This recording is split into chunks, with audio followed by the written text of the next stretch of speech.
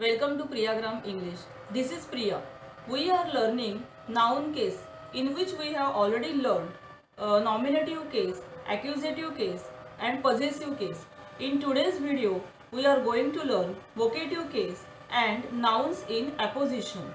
If you have not watched previous video, that is nominative case, accusative case, then you can watch those videos through the links which are there in description. So today we are going to learn vocative case with examples and nouns in apposition with nominative case, accusative case and possessive case. So let's get started with today's topic, vocative case and nouns in apposition. So we are learning noun case in which we are learning vocative case today. So what is meant by vocative case? When a noun or pronoun is used to address a person directly, it is said to be in the vocative case. Means if we want to speak to somebody, then we use a noun or pronoun to address that person directly, then that noun is said to be in the vocative case. So let's learn through some examples what is meant by vocative case. First example, Sita, come here. In this example, we addressed Sita, means we want to speak to Sita, so we addressed directly. So Sita is in vocative case. And when the noun which is used in vocative case, we have to put comma. Next example, Joy, are you going to a wedding today? In this example, we addressed Joy. So, Joy is said to be in vocative case. Now next, you are not supposed to do this, Rita. You are not supposed to do this, Rita. In this example, we have addressed Rita or we want to speak to Rita. So we speak directly and so Rita is said to be in vocative case. Next example, Lina, have you met her? In this example again, we have addressed Lina, means we have to talk to Lina or speak to Lina. So, Lina is in vocative case. Now next topic which we are learning in today's video, that is nouns in apposition. Now what is meant by nouns in apposition? When one noun follows another noun to describe it, the noun which follows is said to be in apposition to the noun which comes before it.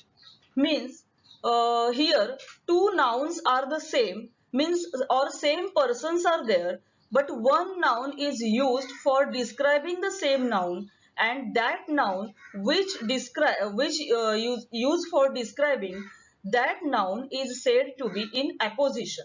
So both are the same nouns as one follows it to describe, and a noun in apposition is in the same case as the noun which it explains. Means the noun which is in apposition is also in the same case which it follows.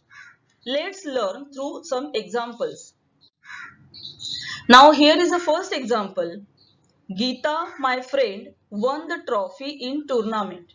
Now here, the noun friend is in apposition to Geeta, because here Geeta is the subject of the sentence. So Geeta is in nominative case. So friend is also in nominative case. Means the noun in apposition is friend, and that noun is also in nominative case, as Geeta is also in nominative case. Now next example, Kalidas, an Indian poet, wrote Shakuntal. Now in this example, you can see that highlighted word, an Indian poet, means Indian poet. This noun is in apposition, as this noun describes Kalidas, means Kalidas and Indian poet both are the same words. So here Kalidas is in nominative case. Of course, the noun Indian poet is also in nominative case. Now next example, Sanjana, my daughter, scored 95% marks in SSC exam. Here you can see that daughter, the noun daughter is in apposition to noun Sanjana. As Sanjana is in nominative case, the noun which is in apposition to Sanjana, that noun is daughter. That is also in nominative case. Now next example, Raj invited. Now we are learning noun in apposition with accusative case.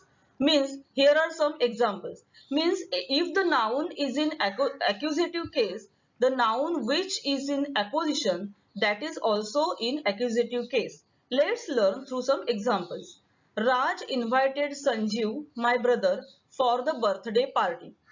Here you can see that here we are putting comma, means the noun and the noun in apposition. After these two nouns we put comma. Here the word brother.